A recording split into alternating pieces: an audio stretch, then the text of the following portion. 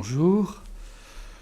Je voudrais aujourd'hui, de manière certainement trop scolaire, et je vous prie de m'en excuser, mais rouvrir le dossier de la théologie politique et donc le dossier du débat entre Carl Schmitt et Erik Peterson. Vous le savez, en 1922, Carl Schmitt publia sa théologie politique, sous-titrée « 4 chapitres sur la doctrine de la souveraineté ». En 1935, Erik Peterson publia une étude intitulée « Le monothéisme comme problème politique », sous-titrée « Une contribution à l'histoire de la théologie politique dans l'Empire romain ». Et la dernière note de ce travail de Peterson, qui rappelle que le concept de théologie politique a été introduit par Carl Schmitt dans le livre de 1922 que je viens de mentionner, la dernière note de Peterson s'achève par la phrase suivante, je cite, « Nous avons ici essayé d'établir, sur un exemple concret, l'impossibilité théologique d'une théologie politique entre guillemets ». Il fallut plus de 30 ans, 35 ans, à Carl Schmitt pour essayer de se délivrer de cette flèche du Parthe qui le faisait d'autant plus souffrir que l'opinion scientifique avait en général jugé convaincant l'argument de Peterson. C'est donc en 1970 que Carl Schmitt publia enfin, il avait 82 ans, sa Théologie politique 2, sous-titrée « La légende de la liquidation, Erledigung, de toute théologie politique ». Je voudrais donc reprendre certains des éléments principaux de ce débat, non pour apporter une contribution scientifique, d'ordre historique, théologique ou exégétique, mais pour restituer les lignes de force d'un argumentaire contradictoire que nous avons peine à pénétrer en raison d'une part de la complexité et de l'éloignement temporel des références, d'autre part du style intellectuel des deux protagonistes, abrupt et elliptique chez Peterson, réticent et néanmoins bavard et toujours rusé chez Schmitt. Ce débat, je crois, a encore à nous apprendre. Je commencerai donc par le commencement, la première théologie politique de Schmitt, celle de 1922, plus précisément le 3e chapitre intitulé « Théologie politique ». Je remarquerai d'abord qu'aussi idiosyncratique que soit l'art d'écrire et l'allure générale de Schmitt, le domaine dans lequel il opère, son atelier en quelque sorte, nous sont familiers. Il s'agit explicitement des Geisteswissenschaften ou des sciences sociales ou des sciences humaines, en particulier la science du droit et la sociologie, puisque Schmitt entend précisément faire une sociologie des concepts juridiques. Et Schmitt emploie avec facilité et un plaisir manifeste le langage de la science. Il est sans cesse question de système, de structure, de méthode. Il vit, en tout cas il s'active dans le monde intellectuel de Marx et de Weber, avec la pluralité de ses instances et la recherche toujours de la causalité la plus pertinente. Et tel qu'il se présente, en 1922, Schmitt veut être meilleur sociologue que Marx et Weber, mieux résoudre le type de questions que Marx et Weber se posent, mieux assurer sa prise intelligible sur le monde social. Et Carl Schmitt remarque que l'explication spiritualiste des processus matériels, comme l'explication matérialiste des phénomènes spirituels, conduisent également à une sorte de non-résultat, puisqu'on ne sépare rigoureusement les deux instances, spirituelles et matérielles, que pour les réduire ultimement à l'unité d'un enchaînement causal. Il s'agit donc, pour lui, de dégager deux instances qui relèvent également, quoique différemment, du concept du Begriff. Je cite Schmitt dans cette première théologie politique. Le présupposé de cette sorte de sociologie des concepts juridiques, donc ce qu'il entend faire, est ainsi une Begrifflichkeit radicale, c'est-à-dire une détermination poussée jusqu'au métaphysique et au théologique. L'image métaphysique qu'une époque donnée se fait du monde a la même structure que ce qui lui paraît l'évidence même quant à la forme prise par son organisation politique. Établir une telle identité, voilà en quoi consiste la sociologie du concept de souveraineté. Fin de citation. Il n'est pas certain que, procédant ainsi, Schmitt soit moins exposé à la tautologie que Marx ou Weber, mais nous lui ferons crédit sur le principal pour le moment.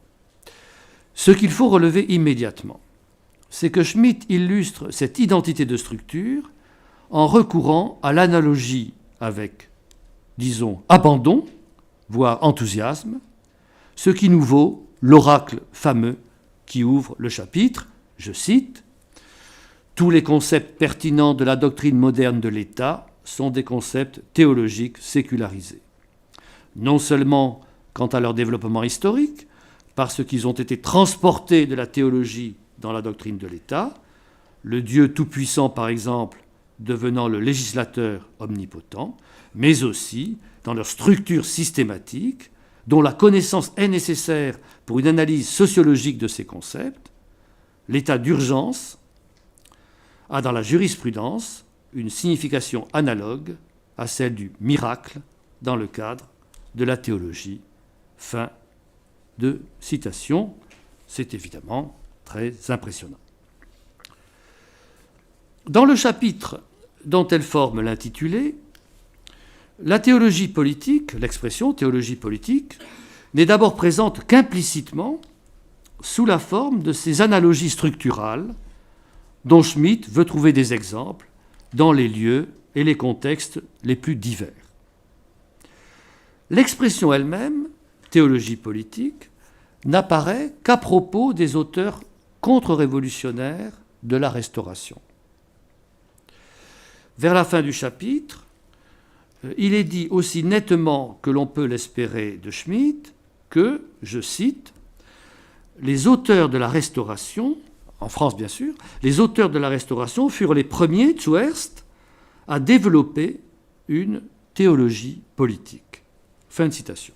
Et à partir de là, dans cette théologie politique de 1922, les auteurs contre-révolutionnaires, donc Bonald, de Maistre, Donioso Cortés, fournissent l'exemplum, le type de la théologie politique, à la fois comme doctrine ou ensemble de thèses, comme registre du discours et comme expression culminante, spécialement significative et révélatrice d'une situation historique. Et c'est, vous le savez, principalement Donioso Cortés qui est mis sur le pavois pour avoir, je cite, il faut l'écouter cette formule, pris conscience avec une radicalité géniale du noyau métaphysique de toute politique. Fin de citation. Et pour avoir compris, je résume maintenant, qu'avec la fin de la légitimité traditionnelle, monarchique, la question de la décision et de la dictature venait au premier plan.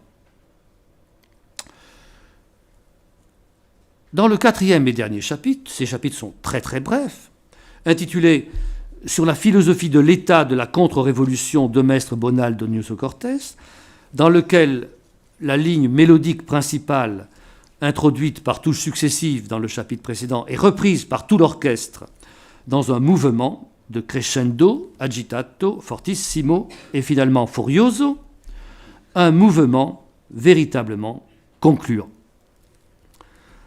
Car Schmitt n'est nullement dupe des ironies, paradoxes ou contradictions de la contre-révolution qui est prise, il le souligne, entre la légitimité qui congédie la volonté et la dictature qui exalte la décision.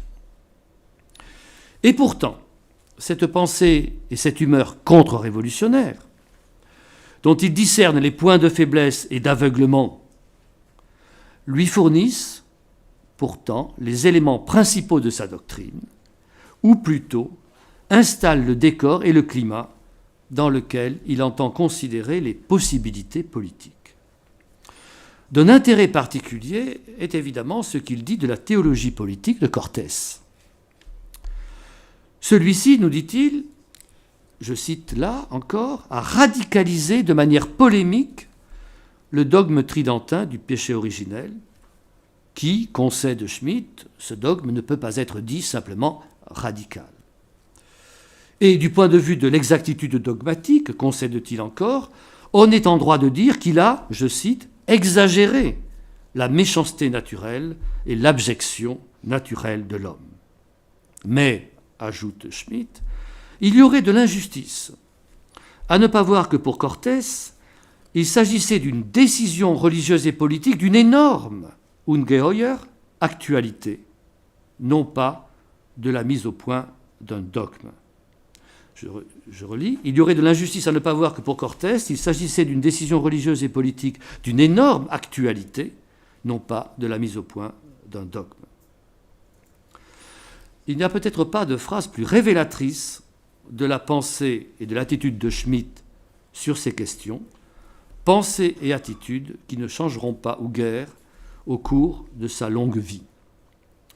Son peu de souci de la fidélité dogmatique, ou alors de la vérité religieuse, pour revenir à l'introduction de Bruno Carcinti, son peu de souci de la fidélité dogmatique lui rend possible d'imaginer une décision qui serait indistinctement politique et religieuse, celle-ci, cette décision, trouvant le motif et l'excuse de sa confusion dans une actualité dont l'énormité ferait toute l'autorité. Les traits révélés par cette phrase et par la suite du chapitre expliquent que Schmitt, malgré la durée et le sérieux déclaré de ses efforts, n'ait jamais réussi à comprendre ce que Peterson voulait dire et qu'il avait pourtant expliqué fort nettement dans l'étude que je vais considérer maintenant.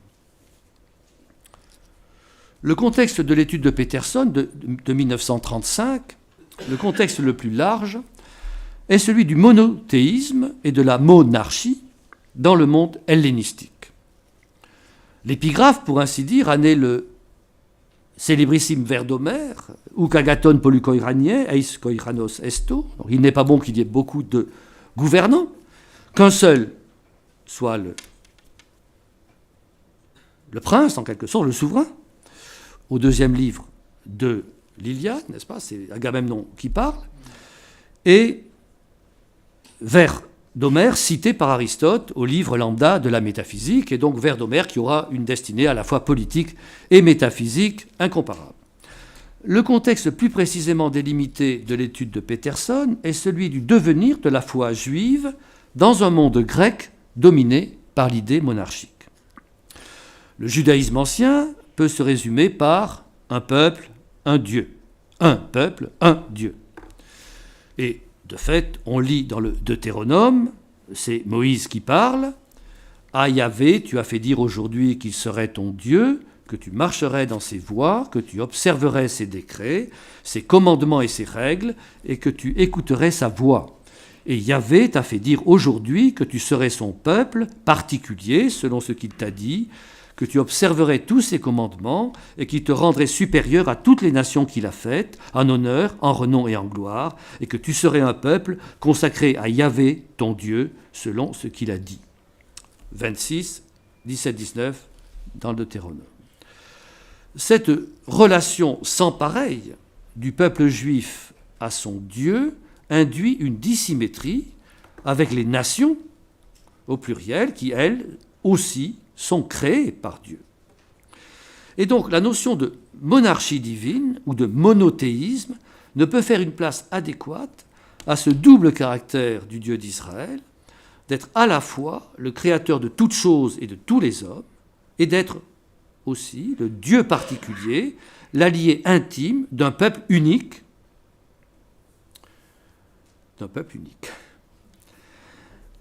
Cette notion de monarchie divine est en revanche pertinente dans le paganisme, qui s'accommode fort bien d'un Dieu unique et suprême exerçant sa domination sur les autres dieux et puissances, et par là sur les hommes, le monarque dans le paganisme n'étant pas celui qui est seul, mais celui qui règne seul. D'où la remarque décisive de Peterson que, s'il était tout à fait possible, sur la base du paganisme, de parler d'une monarchie divine qui s'institue d'abord, comme dans le cas de Zeus, n'est-ce pas, dans un combat contre les puissances de désordre du cosmos, le combat contre les titans, cela n'était pas possible à partir des présupposés contenus dans le concept juif du Dieu créateur. Si pourtant le judaïsme hellénistique, du moins Philon et le judaïsme alexandrin, ce n'est pas le cas du judaïsme palestinien, si pourtant le judaïsme hellénistique a usé du concept de monarchie ou de monarchie divine, c'est en fin de compte, dit Peterson, comme d'un concept politique-théologique destiné à justifier la supériorité religieuse du peuple juif et en même temps sa mission auprès des païens. Et les apologètes chrétiens, poursuit Peterson, Justin en particulier, reprendront ou garderont la notion et l'usage de la notion de monarchie divine, l'argument du prosélytisme juif passant dans la catéchèse baptismale chrétienne, je cite Peterson, quand Justin reprend ce concept et prolonge la tradition juive, non seulement se montrent ici à nouveau les liens étroits entre les enseignements juifs et chrétiens, mais il apparaît clairement en même temps que la littérature de propagande chrétienne, tout comme la judaïque, fait usage du concept politique-théologique de la monarchie divine pour fonder la supériorité du peuple de Dieu se rassemblant dans l'Église du Christ vis-à-vis de la foi polythéiste des nations païennes. Fin de citation. Et bien sûr, cet usage politique, en tout cas polémique, du monothéisme judéo-chrétien ne pouvait pas échapper aux païens. Et le nom de Cels résume bien sûr la réplique païenne la plus élaborée.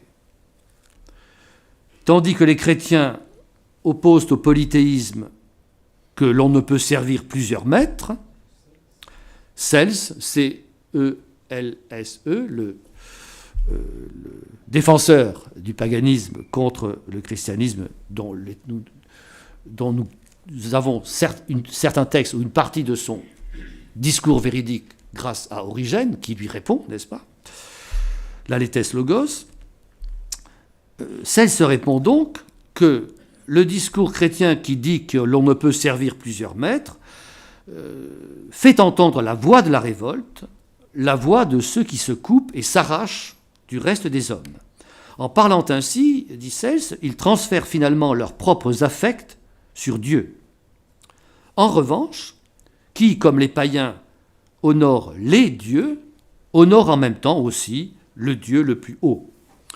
Celui pour qui il n'y aurait qu'un seul Seigneur introduit la division dans le monde des dieux comme dans celui des hommes. Bref, pour Cels, les chrétiens sont des partisans du parti de l'un qui introduisent la stasis, la division. Peterson traduit stasis par Aufruhr, la division, la révolte entre les dieux comme entre les hommes. En particulier, les chrétiens, en voulant détruire les cultes nationaux, tendent à détruire les particularités nationales, cultes et particularités, pour lesquels l'Empire romain, l'Empire païen, a de la place. De fait, le Dieu un et suprême de Cels est une figure métaphysique indifférente aux dénominations nationales. Il laisse aux peuples divers leur religion héritée, car s'il règne, il ne gouverne pas dans les cœurs des fidèles. Pour régner sur les cœurs, aux yeux de Cels, il n'y a que les divinités nationales. Telle est donc la perspective dans laquelle Cels attaque le monothéisme chrétien, en se donnant la tâche impossible de réunir tous les peuples divers sous une seule loi. Le monothéisme chrétien, mais qu'on peut dire ici, pour une fois, le monothéisme peut être judéo-chrétien, c'est en tout cas l'expression qu'emploie Peterson, ce monothéisme ne peut être que destructeur des établissements humains réels, des cités. Alors comment les chrétiens ont-ils répondu à la critique de Sels ? Eh bien, Origène, donc à qui, je le disais à l'instant, nous devons la préservation de la partie du discours véritable qui nous est parvenu, Origène oppose à l'argumentation de Sels la prophétie eschatologique telle qu'on la trouve dans Sophonie.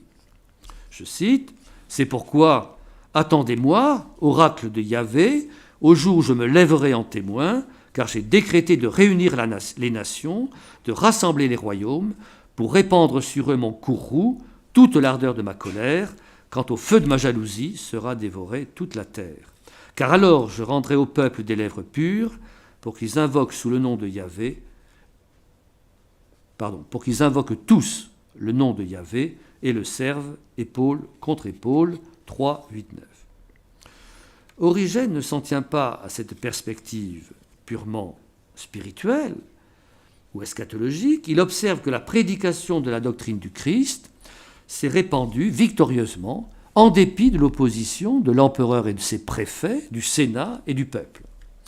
C'est qu'à la venue du Christ, Dieu avait préparé les nations à recevoir sa doctrine en les réunissant sous un seul basileus, sous un seul roi ou empereur, de sorte que put être mise en œuvre l'injonction « Allez et enseignez toutes les nations ». Matthieu 28, 19. Et Origène demande « Comment aurait-il été possible que s'imposât une doctrine aussi pacifique que la doctrine chrétienne, qui n'autorise même pas à se défendre contre ses ennemis, si partout dans l'œcumène à l'arrivée de Jésus ne s'était produit auparavant un tournant vers une meilleure conduite ?» Fin de citation. Ainsi, l'attaque de Sels a conduit Origène, peu intéressé par tempérament à la politique, à considérer avec plus d'attention la situation politique et surtout les effets pacificateurs de l'Empire romain. L'eschatologie chrétienne était ou semblait compatible avec une perspective qui accordait à l'Empire un rôle religieux, et elle tendait même à encourager une telle perspective, et c'est évidemment le moment pivot, n'est-ce pas, de la constitution de ce qui ressemblera à une théologie politique. Ce sont en effet ces suggestions ou tentations d'Origène qu'Eusèbe de Césarée, le héros de Carl Schmitt, et la cible de Peterson, qu'Eusèbe de Césarée transformera en une théologie politique caractérisée. Et Eusèbe s'attache à relire et à relier de manière cohérente les signes des temps. Jésus est venu dans le monde alors qu'Auguste régnait seul sur les Romains et que les Juifs étaient sous un roi étranger, les Hérodiens. Entre la fin de la royauté nationale des Juifs, l'instauration de la monarchie d'Auguste et la venue du Christ, Eusèbe découvre une cohérence politiquement et religieusement significative. À quoi s'ajoute, comme autant de confirmations, la fin de la royauté nationale en Égypte, en Syrie et ailleurs.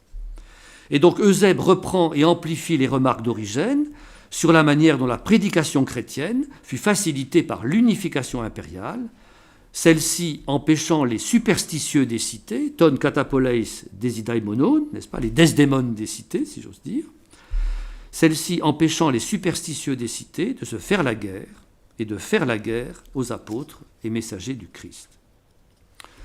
Tandis que les nations et les cités à la fois sont superstitieuses et fomentent la guerre intérieure et extérieure, l'Empire garantit la paix. La paix, attribut de l'Empire, tend avec Eusèbe à devenir sa définition. Et avec ce que Peterson appelle, je cite, un manque frappant de tact exégétique, Eusèbe rattache directement la paix romaine aux prophéties de l'Ancien Testament. Ce qui commença avec Auguste est accompli par Constantin le Grand, dont Eusèbe, vous le savez, rédigea la vie. Avec la victoire de Constantin sur Licinius, la monarchie politique est rétablie en même temps que la monarchie divine est assurée. liant la superstition païenne à la pluralité des nations, Eusèbe enrôle l'Empire romain dans la lutte contre le polythéisme. L'Empire est l'objet d'un choix non moins religieux que politique, ou inséparablement religieux et politique. Peterson résume, je cite, « Les trois concepts, empire romain, paix et monothéisme, sont ainsi noués ensemble de manière indissoluble. Mais un quatrième moment vient encore s'ajouter, la monarchie de l'empereur romain. Le monarque unique sur la terre, et pour Eusèbe il n'y en a point d'autre que Constantin, correspond au monarque divin unique dans le ciel. » Et Peterson ajoute ceci qui est le plus important pour notre sujet, je cite, « Quelle que soit l'influence de la philosophie et de la rhétorique antique sur Eusèbe, on ne peut pas cependant ne pas voir que la conception d'ensemble qui lie empire, paix et monothéisme, et monarchie, présente une unité conçue par des chrétiens. Quelle autre idée un païen se faisait de l'unité de l'empire et de l'unité des cultes? L'exemple de Cels nous l'a montré, lui qui a donné la première impulsion à l'élaboration, contre lui bien sûr, de toute cette idéologie chrétienne. » Fin de citation. Cette dernière expression, idéologie chrétienne, que Peterson n'emploie, je crois, qu'une seule fois dans son étude, est décisive. Ces formations conceptuelles, comme celle d'Eusèbe de Césarée, que la prose persuasive d'un juriste savant et rusé désigne sous l'intitulé prestigieux de théologie politique, l'exemple décisif d'Eusèbe de Césarée nous invite à leur faire subir une diminutio capitis et à constituer qu'elle relève d'une élaboration qu'il faut dire simplement idéologique, en l'occurrence d'une idéologie chrétienne. Intervenant à ce stade de l'étude, cette expression résume les résultats obtenus et anticipe sur la dernière étape de la démonstration de Peterson, celle qui concerne l'hérésie arienne et la question trinitaire. Nous avons signalé déjà, Peterson a souligné, que la notion de monothéisme ne convenait pas à la religion judaïque, ne lui était pas adéquate. La notion de monothéisme divin. Était-elle adéquate au christianisme? L'usage que les ariens faisaient du concept de monarchie divine devait conduire à répondre à cette question. L'arianisme, en effet, monarchisait, si j'ose dire, la doctrine chrétienne et pour autant la politisait, reprenant les chemins de pensée d'Eusèbe de Césarée, qui d'ailleurs avait semble-t-il, des propensions ariennes. Dès lors que le concept de monarchie divine entrait en contradiction avec le dogme trinitaire, la dispute sur le dogme, donc la dispute autour de l'arianisme, devenait un combat éminemment politique ou avait des conséquences politiques décisives. Si l'on devait rejeter, pour des raisons théologiques, la monarchie divine d'Eusèbe ou des ariens, alors la continuité de l'Empire romain, d'Auguste à Constantin et ses successeurs, était brisée, et son unité intérieure menacée, puisque la majorité des citoyens de l'Empire étaient encore païens. Le christianisme introduisait vraiment, le christianisme trinitaire, orthodoxe, introduisait vraiment la stasis dans l'ordre politique comme dans l'ordre métaphysique, ainsi que Cels l'avait diagnostiqué. D'où l'inclination des empereurs du côté de l'arianisme et la proximité des ariens par rapport à la cour de Byzance. Bref, résume Peterson, la doctrine orthodoxe de la Trinité menaçait effectivement la théologie politique de l'Empire romain. Fin de citation. L'unité divine, telle qu'elle est conçue par l'orthodoxie trinitaire, n'a pas de correspondance ou d'analogue dans la vie des créatures, y compris dans leur vie politique. Peterson peut alors conclure, je cite, « Ainsi, non seulement le monothéisme comme problème politique est théologiquement liquidé et la foi chrétienne libérée de son enchaînement, Verkettung, libérée de son enchaînement à l'Empire romain, mais aussi, fondamentalement, la rupture est consommée avec toute théologie politique qui utilise abusivement l'annonce chrétienne pour justifier une situation politique. Fin de citation. La conclusion de Peterson est suffisamment claire, mais pour anticiper sur la dernière partie de l'exposé, je voudrais ajouter ceci. Ce que la doctrine trinitaire interdit, c'est donc l'enchaînement, au sens fort du terme, de la religion chrétienne à un état de fait politique. Mais, dira-t-on, l'Empire romain, en dépit de ses prestiges, n'est qu'un état de fait politique parmi d'autres. Pourquoi ce qui a valu pour l'Empire romain vaudrait-il pour toute autre situation politique, passée, présente ou future? Pourquoi une autre théologie politique que celle d'Eusèbe de Césarée ne pourrait-elle être validée? Ce qu'il faut comprendre, je crois, ce qui me semble implicite dans la thèse de Peterson, très elliptique dans son expression, c'est que l'Empire romain, en rassemblant tendanciellement tous les hommes dans la paix, offrait alors l'approximation la plus plausible de l'accomplissement du christianisme. L'analogie la plus plausible, donc la plus tentante, de la paix de tous les hommes de bonne volonté. L'Empire romain, c'est évidemment une réalité historique particulière, c'est aussi le type, l'exemplum de tout rassemblement politique des hommes dans une paix humaine. Si donc le dogme trinitaire liquide la théologie politique de l'Empire et en général donc du rassemblement de tous les hommes dans une paix humaine, alors il liquide, à plus forte raison, toute autre théologie politique, dont les arguments politiques comme théologiques seront toujours moins convaincants que ceux de l'Empire. Je n'ai pas beaucoup de temps à consacrer à la seconde théologie politique de Schmitt, qui est censée répondre à l'étude de Peterson. Je n'ai pas beaucoup de temps, mais j'allais dire que ce n'est pas très grave. Je l'ai dit en commençant, il s'agit d'un texte à la fois réticent, bavard et rusé, ce qui a pour conséquence qu'il est difficile de savoir ce qu'il prouve, et plus gravement même ce qu'il entend prouver. Je m'en tiendrai donc à quelques remarques conclusives. Nous venons de le voir, centrale dans la thèse de Peterson est la question dogmatique, la question de la vérité, celle de la compréhension exacte du dogme, des conséquences heureuses de l'exactitude dogmatique, malheureuses de l'imprécision ou de l'hérésie. On s'attendrait donc à ce qu'un catholique conservateur, voire réactionnaire, comme Schmitt, montre quelque intérêt pour cet aspect des choses. Or, nous avons vu déjà avec quelle facilité, dans la première théologie, Schmitt pardonnait à Donioso Cortés son intempérance dogmatique, dont il est parfaitement averti.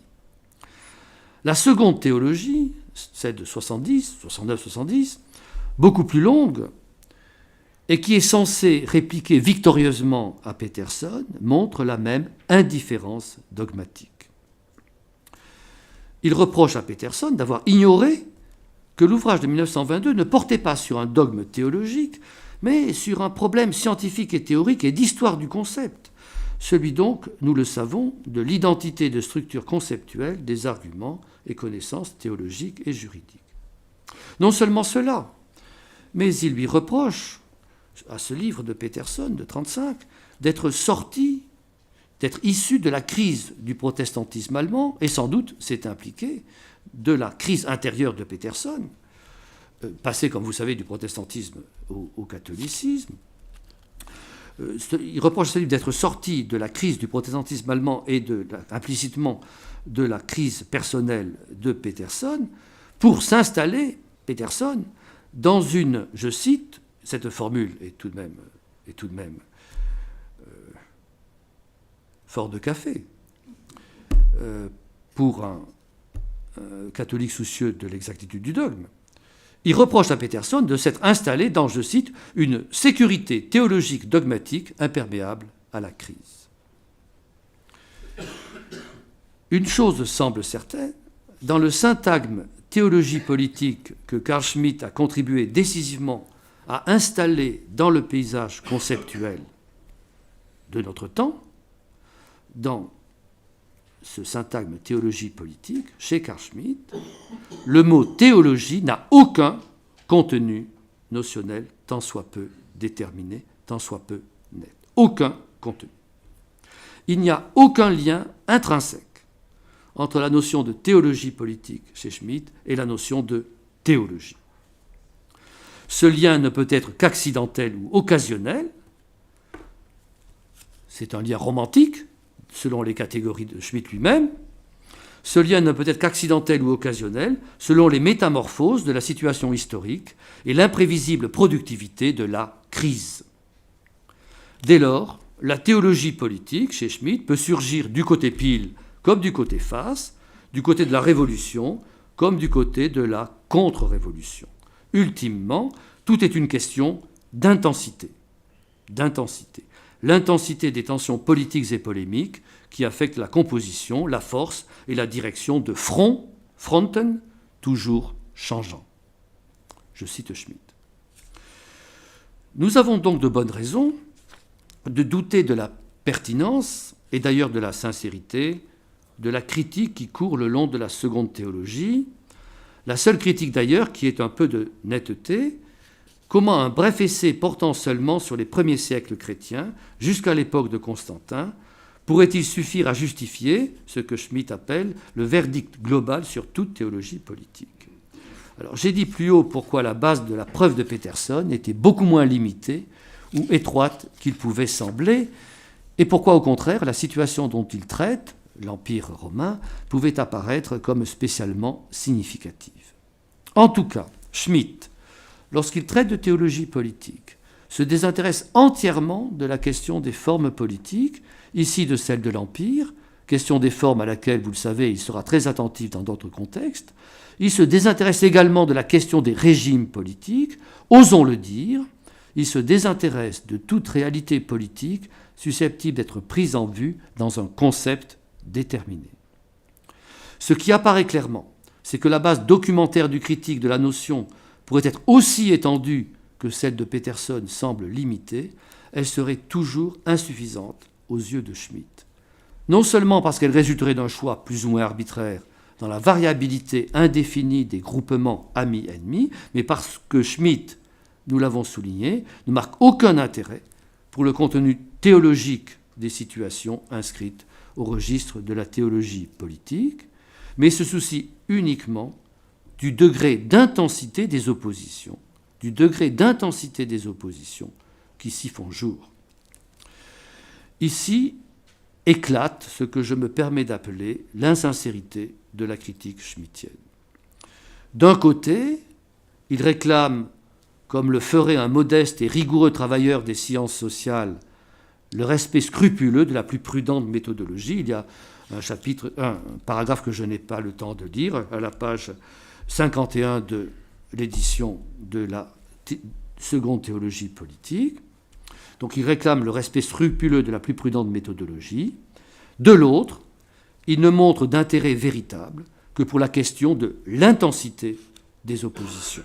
Question qui, évidemment, échappe à toute prise rigoureuse de quelque discipline que ce soit, et qui trouve son illustration typique, nous l'avons déjà vu, mais c'est repris dans la seconde théologie, dans la figure de Donoso Cortés, qui n'est, selon Schmitt, que, je cite, radikale Steigerung, Übertreibung, Verachtung ohne Grenzen, Verzweiflung et même Wahnsinn. Donc, radicale intensification, exagération, mépris sans limite, désespoir et même folie. Pour Carl Schmitt, Donoso Cortés, qui est son modèle, son type, est proche de la folie. Carl Schmitt est lucide, c'est néanmoins dans cette figure dont il désigne la folie qu'il situe le type de la théologie politique dont Schmitt se fait jusqu'à la fin le défenseur. Ce qui est encore plus troublant, c'est que dans l'un des rares passages, peut-être même le seul passage, où Schmitt fait mine de s'approcher de la question dogmatique dans la seconde théologie, il tire argument de... Il fallait le faire. Il tire argument de l'effort de précision du concile de Nicée pour justifier un confusionnisme sans rivage.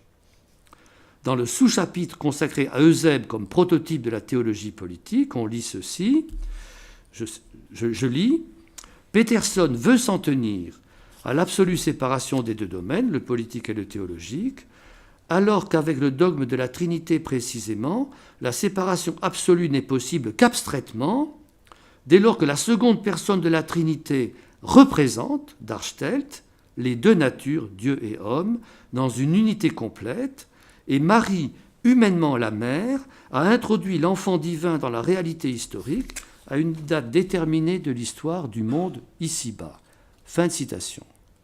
Le texte de Schmitt est tel que je l'ai lu, il n'est pas plus net en allemand qu'en français, et on est gêné pour Schmitt de l'embarras qui sourd d'une phrase aussi imprécise. Alors, je ne prendrai pas le ton inquisiteur pour m'étonner de l'emploi étrange du verbe darstellen dans ce contexte, n'est-ce pas ? La seconde personne de la Trinité représente les deux natures. Je croyais que selon le dogme, elle était les deux natures, mais on se bornera à remarquer que c'est la double nature divine et humaine dans l'unité de la seconde personne de la Trinité qui permet et exige une séparation radicale entre les deux domaines, tout en rendant possible et appelant l'unité des hommes et de Dieu, précisément par la médiation du Christ. Toutes les autres formules du rapport humano-divin, ça c'est la thèse de Peterson et je dirais la thèse orthodoxe chrétienne, toutes les autres formules du rapport humano-divin, qu'elles soient païennes ou d'hérésie chrétienne, conduisent à une confusion de l'humain et du divin qui empêche la séparation comme l'unité. Je termine avec les dernières remarques de Schmitt. Je ne sais quelle importance accorder au jeu d'érudition et d'esprit auquel se livre Schmitt à la fin de la seconde théologie. Ceux qui l'ont lu savent qu'il s'intéresse à l'origine de la devise que Goethe a placée en tête du 4e livre de Dichtung und Wahrheit, devise latine, n'est-ce pas ? Nemo contra Deum nisi Deus ipse. Personne n'est contre Dieu si ce n'est Dieu lui-même. Et formule élaborée par Goethe, Schmitt a découvert, selon lui, nous dit qu'il a découvert cette origine dans un fragment de Jacob Michael Lenz, dans lequel Catherine de Sienne, l'héroïne, en appelle à Jésus pour être sauvée de l'amour et de la tyrannie de son père, du père de Catherine de Sienne.